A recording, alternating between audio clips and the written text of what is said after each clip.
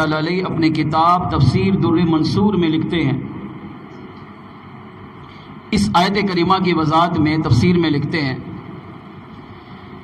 کہ جب پیارے آقا صلی اللہ تعالیٰ علیہ وآلہ وسلم مکے سے مدینے ہجرت کر کے آئے اور صحابہ کرام علیہ مرضوان کو سرکار نے پہلے ہی بھیجا، اب جو صحابہ مکے سے مدینے پہنچے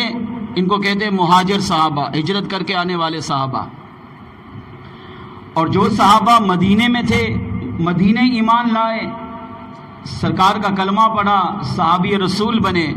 ان کو کہتے ہیں انصار صحابہ۔ چند دن گزرے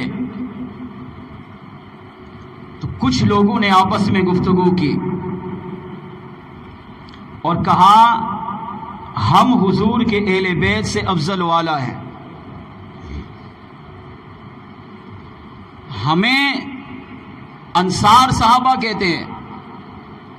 جو مہاجر صحابہ مکے سے مدینے آئے ہم نے ان کی مدد کی، ہم نے انہیں گھر دیا، انہیں کاروبار دیا، اپنے ساتھ رہنے کے لیے سب کچھ دیا، دنیاوی زندگی کی ضروریات میں سے جو ہمارے پاس تھا آدھا حصہ ہم نے انہیں بھی دیا۔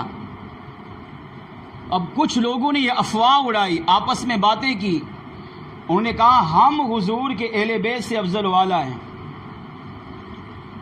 تو سیدنا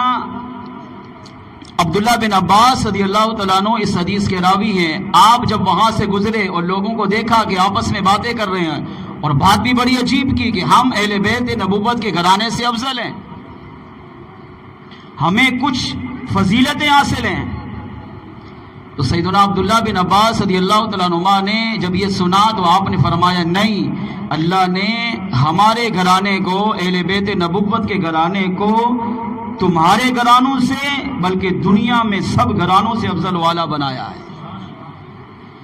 اب یہ خبر امام الانبیاء علیہ السلام کی بارگاہ میں پہنچی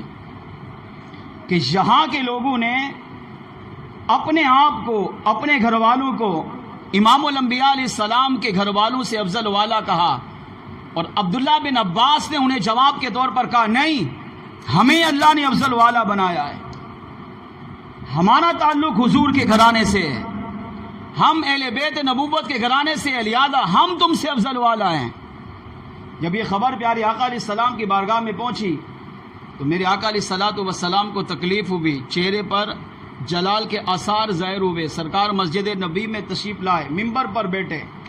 صحابہ کرام علیہ مرضوان کا جمع غفیر وہاں حاضر ہوا۔ اب میرے آقا علیہ السلام نے گفتگو کرتے کرتے ارشاد فرمایا،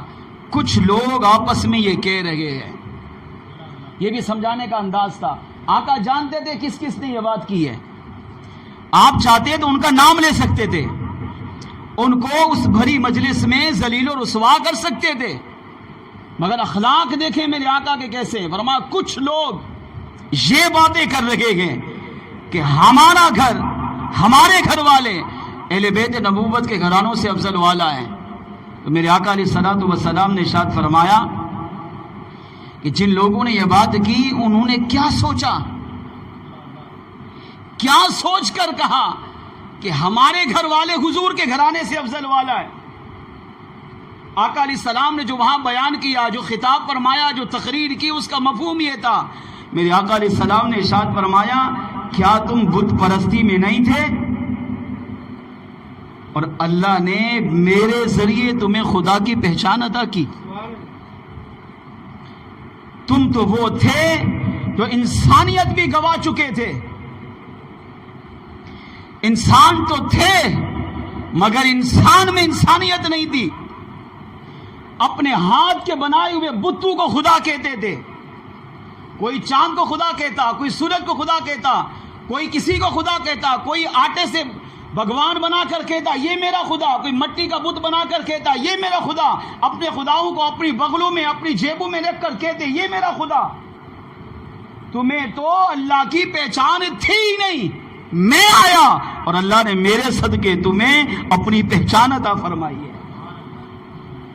تمہیں ماں باپ، بیوی بچے، اولاد، رشتہ دار، عزیز و اقربا، ان میں کسی کے حقوق کا پتہ ہی نہیں تھا، انسانیت میں اس قدر گر چکے تھے کہ اپنے ہاں پیدا ہونے والی بچی کو اپنے ہاتھوں سے ہی زمین میں زندہ دفن کرتے تھے. میں آیا، میں نبی رسول بن کر آیا تو میں نے تمہیں بتایا کہ بیٹی زندہ دفن کرنے کے لیے نہیں، بیٹی پرورش کرنے کے لیے ہے. میں نے بیٹی کے حقوق بیان کیے، میں نے بیٹی کی فضیلت کہ بیٹی عام چیز نہیں، جب بھی بیٹی پیدا ہوتی ہے سمجھو تمہارے گھر اللہ کی رحمت نازل ہو گئی ہے. ایک کی بیٹی کی پرورش پر جنت کی بشارت، دو کی پرورش پر جنت کی بشارت، تین کی پرورش پر جنت کی بشارت میں نے تمہیں دی ہے. المختصر میرے آقا علیہ السلام نے فرمایا تمہیں ایمان، تقوی، پرہیزگاری، انسانیت، حسن اخلاق، ایمانداری، سچائی، دیانتداری، ہر چیز اللہ نے میرے صدقے عطا کی ہے. تو آقا علیہ الصلوۃ والسلام نے جب اس طرح اتنا واویلا، اتنا جوش اور پرتاثیر خطاب میرے آقا علیہ السلام نے فرمایا کہ جتنے صحابہ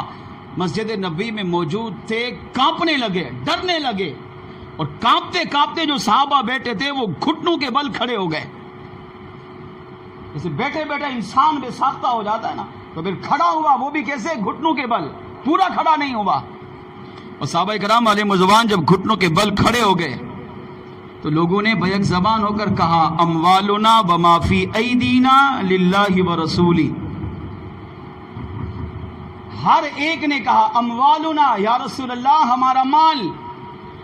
وما فی ایدینا اور جو کچھ ہمارے ہاتھوں میں ہے وہ سب کچھ للہ ولی رسولی، وہ اللہ کے لیے ہے اور اس کے رسول کے لیے ہے.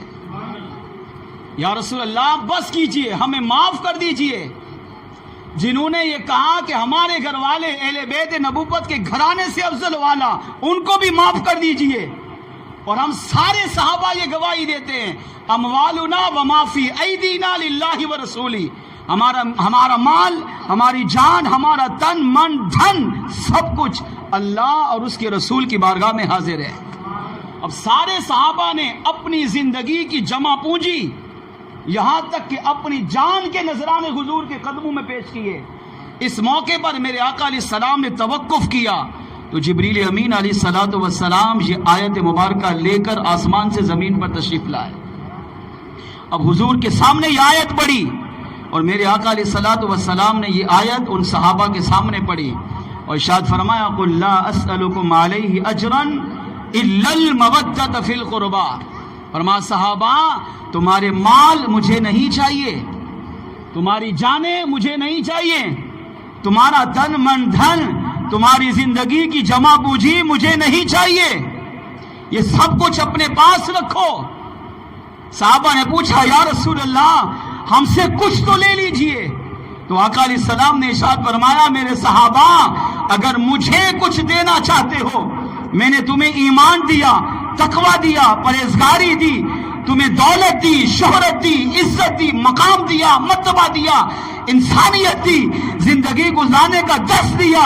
بیوی بچے والدین ماں باپ رشتہ دار عزیز و اقربا پڑوسی ان کے حقوق ان کی پہچان تمہیں عطا کی، دنیا قبر آخرت اچھی گزارنے کے اصول بیان کیے. اگر ان تمام نعمتوں پر، ان تمام احسانات پر اگر مجھے دینا چاہتے ہو لا اسألکم علیہ اجرا، میری تم پر ہزاروں نعمتیں ہیں، کسی نعمت پر میں کسی اجر و ثواب کا مطالبہ نہیں کرتا، اگر مجھے دینا چاہتے ہو تو ایک چیز دو. صحابہ نے پوچھا یا رسول اللہ ہمارا سب کچھ آپ کے قدموں میں نچھاور ہے. میرے آقا نے فرمایا ہاں قبول کیا مگر اسے اپنے پاس رکھو، اگر مجھے دینا چاہتے ہو تو میرے اہل بیت، میرے قرابت دار پنجتن پاک کی مجھے محبت عطا کر دو.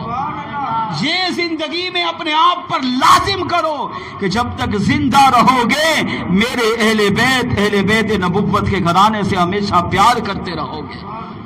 ان کی محبت، ان کی عقیدت، ان کا پیار، ان سے والہانہ محبت، ان سے ٹوٹ کر محبت کرو، کیونکہ میرے اہل بیت کی نبوت و عقیدت ہی تمہاری دنیا قبر و آخرت میں نجات کا ذریعہ بنے گی. اس سے پتہ چلا کہ ایمان